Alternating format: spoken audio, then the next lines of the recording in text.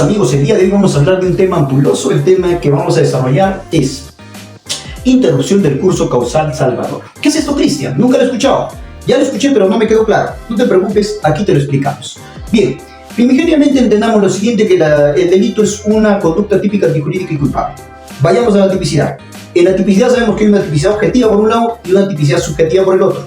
En la tipicidad subjetiva, dolo y culpa, lo dejamos a un lado también. Nos vamos a ahondar en la tipicidad objetiva respecto de ¿qué? De la acción o la comisión activa y la omisión. ¿Correcto? Muy bien, vayamos con los delitos de acción. En los delitos de acción, nosotros vamos a ver lo siguiente, que en los delitos de acción va a haber un resultado muerto.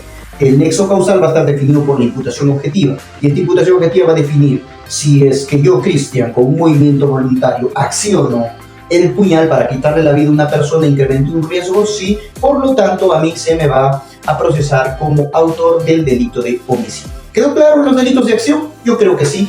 Hay aquí una causalidad real que ha sido definida por ¿quién? Por la imputación objetiva.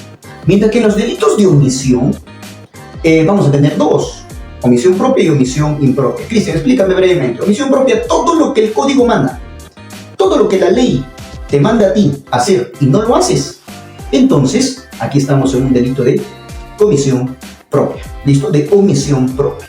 El que omite dar asistencia familiar, el que omite brindar auxilio a una persona en la que está en exposición su vida.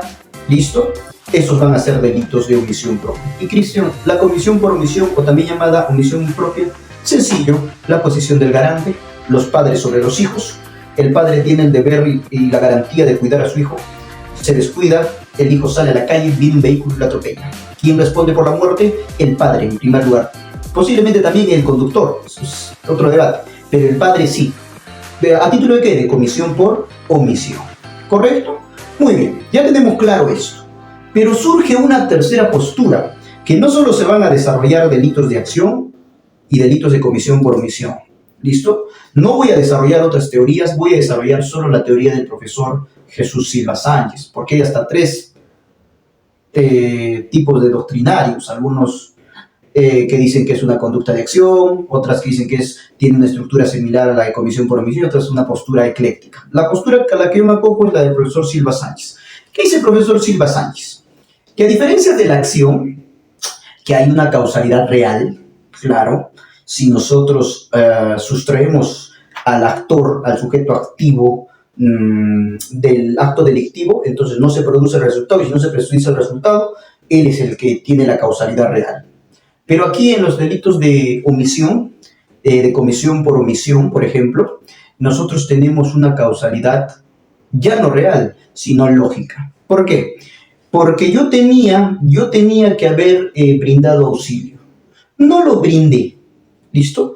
Omití brindar auxilio. Y como omití salvarle la vida a alguien que se estaba ahogando, salvarle la vida, yo soy salvavidas, omití salvarle la vida, entonces, ¿qué es lo que pasa? El sujeto pierde la vida. Hagamos el análisis de causalidad o la condición sine qua non. ¿Qué pasa? Si yo le hubiese acudido en mi rol de salvavidas, entonces no hubiese muerto. Como no lo acudí, murió. Hay una causalidad lógica, sí, pero no real. ¿Por qué? Porque ¿qué me garantiza a mí de que esa persona se hubiese salvado, aun cuando yo hubiese acudido a su rescate? ¿Listo? Eso por un lado. Ahora, ¿qué pasa en los delitos de la interrupción del curso causal salvador? Veamos, pero antes de pasar a eso, vamos a desarrollar qué es un delito de interrupción del curso causal salvador.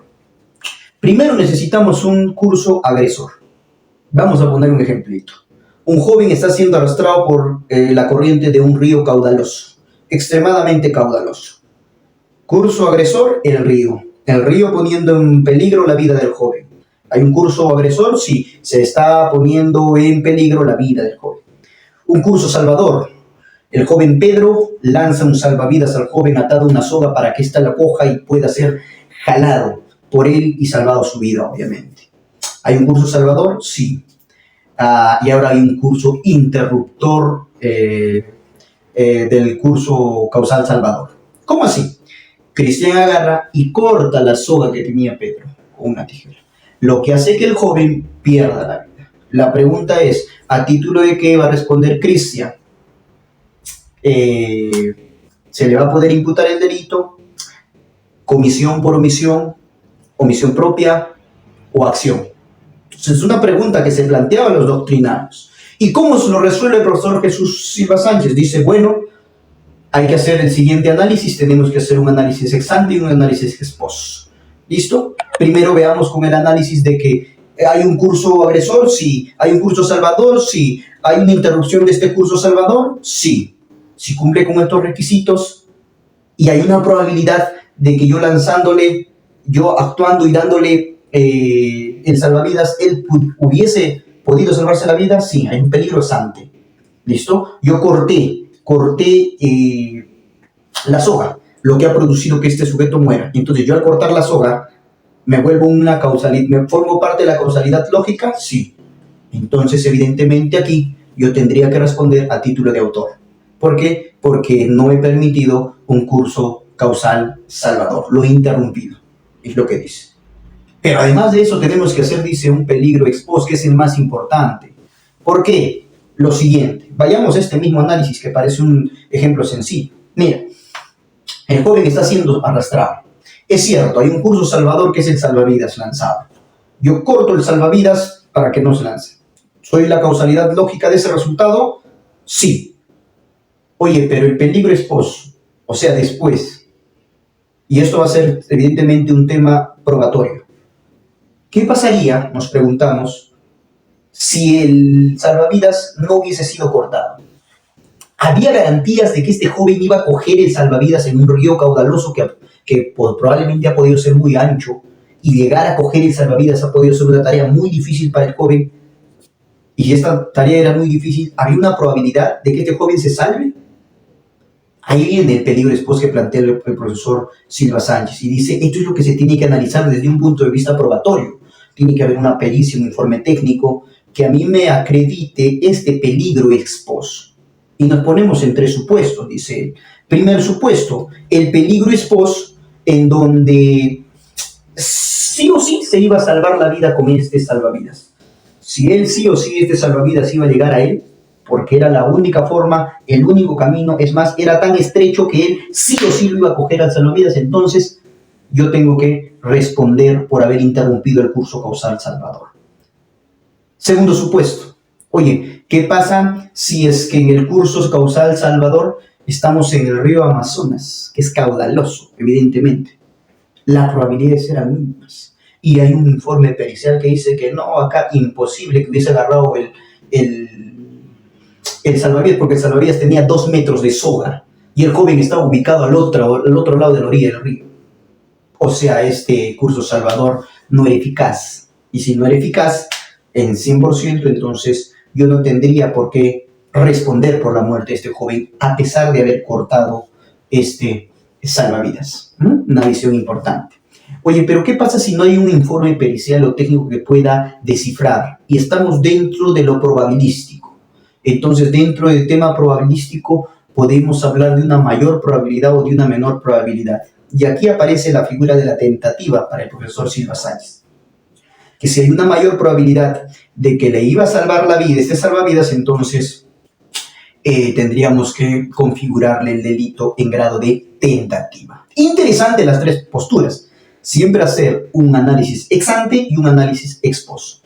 Te dejo el siguiente ejemplo para que tú lo analices, mi querido amigo. Esto lo hemos visto en época de COVID. En época de COVID se discutían por las camas UCI. Había un orden de llegada, un orden de prelación que se tenía que respetar.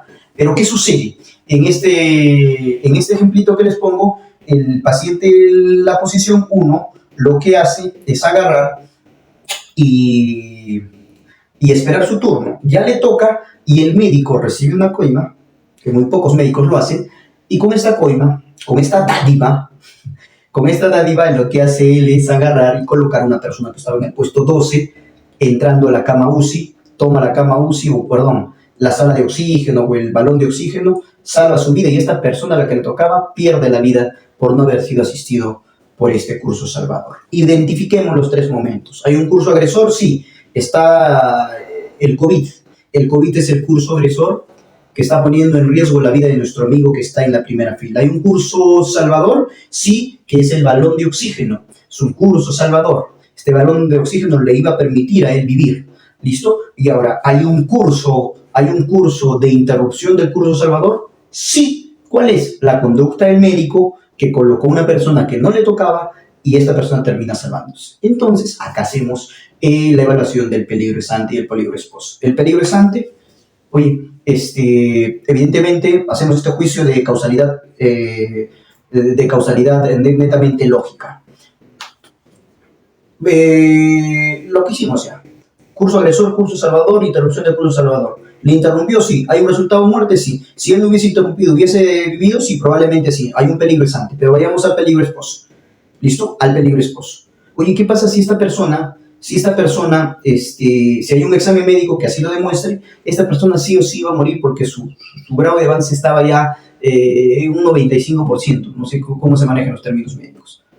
Si hubiese podido salvar, quizás no. Entonces aquí nosotros nos preguntamos, ¿el peligro esposo valdrá respecto de nuestro amigo médico? Probablemente sí, probablemente no. Entonces, este es un tema netamente probatorio.